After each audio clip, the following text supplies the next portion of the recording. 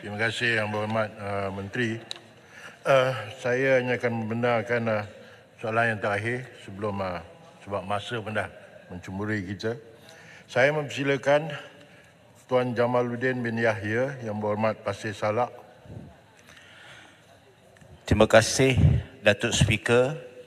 Assalamualaikum warahmatullahi taala wabarakatuh. Hari ini pindah RUU penerbangan bagi Menteri kuasa penuh.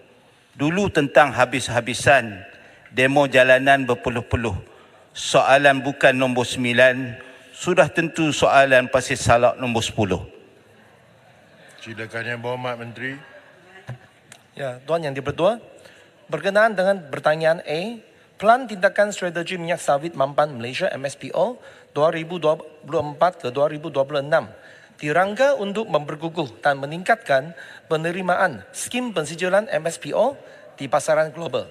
Pelan tindakan ini dalam proses pelaksanaan.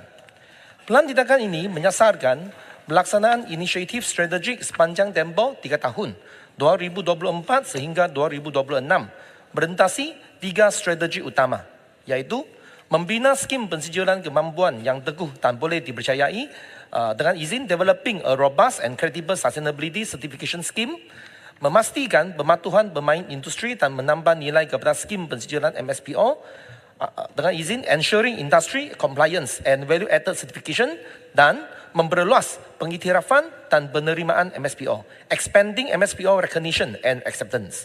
Dan sehingga hari ini, sebanyak 15 inisiatif strategik telah dilaksanakan bagi mengukuhkan jenama MSPO.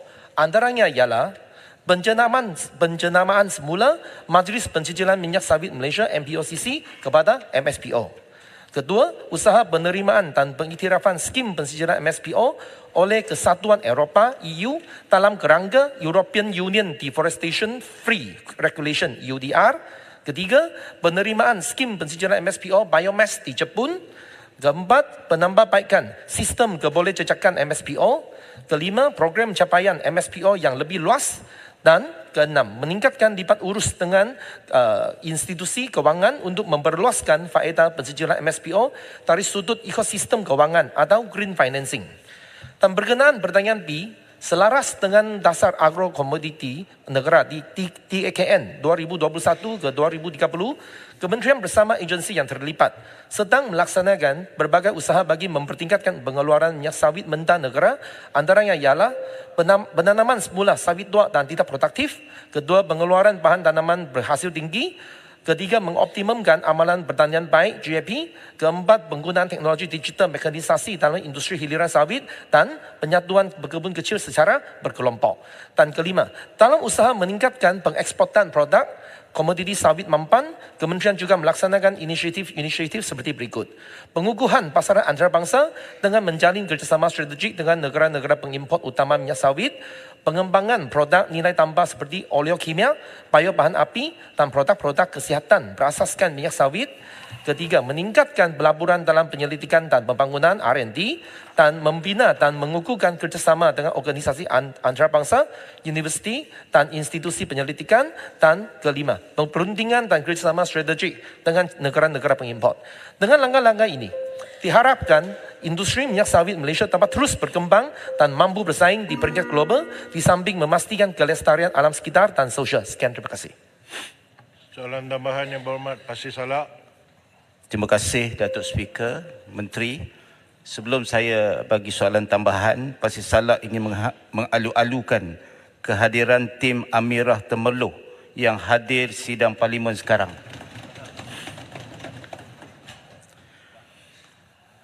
Soalan tambahan daripada Pasir Salak, pensijilan minyak sawit mampan Malaysia atau MSPO mula dilaksanakan pada tahun 2015.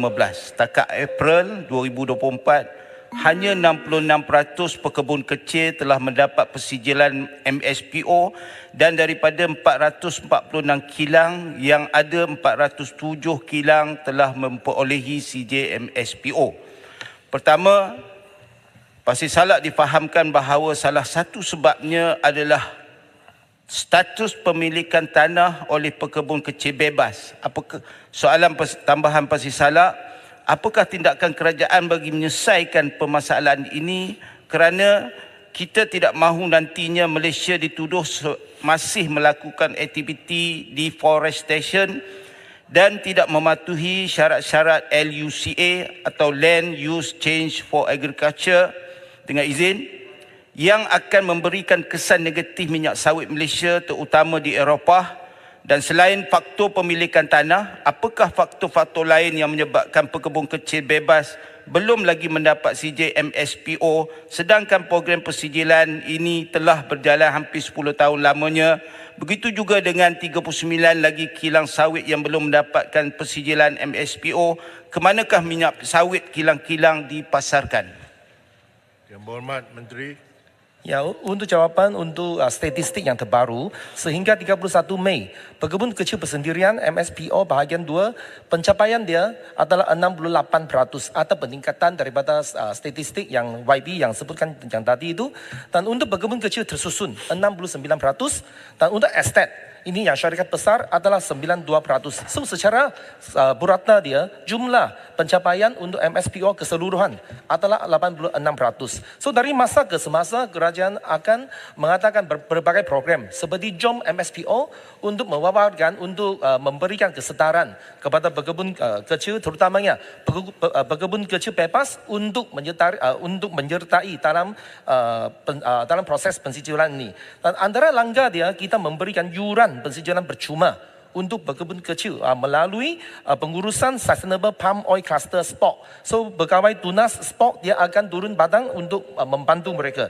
Dan untuk isu milik dana ini adalah sangat penting untuk selalu mengatakan lipat urus bersama dengan kerajaan negeri untuk kita sama-sama menangani isu milik tanah yang sah ini. Terima kasih. Silakan Yang Berhormat Segamat. Terima kasih Speaker.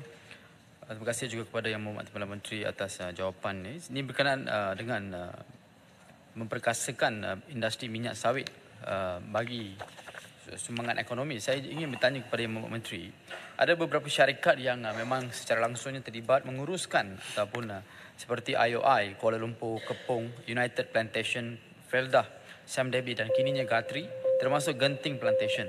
Dan apakah sumbangan mereka berdasarkan syarikat-syarikat ini kepada industri minyak sawit ini dalam ekonomi negara dan ekonomi luar? Kerana kita nampak baru-baru ini ada perubahan take over Sam Debi by Guthrie. Macam kita pun ada di Segamat ni ada banyak Felda termasuk yang persendirian termasuk Guthrie dan juga IOI yang menguruskan. Kita perlu tahu prestasi-prestasi syarikat-syarikat yang saya mention tadi, bagaimana dan sumbangan mereka untuk memperkasakan dalam industri sawit. Terima kasih. Yang Berhormat Menteri. Ya, soalan ini agak luas kerana sumbangan atau prestasi untuk syarikat-syarikat ni sekarang saya tak ada data di tangan saya. Cuma saya nak memperbetulkan Sam Debi bukan diambil alih oleh Guthrie. Cuma Sam Debi dia menjenamakan sebuah sebagai ST Guthrie. So dia syarikat yang sama. So sekian, terima kasih. Boleh Terima kasih, Tuan Yang Pertua Taga Batu, soalan 3 sikit saja. Yang Berhormat duduk. Terima kasih.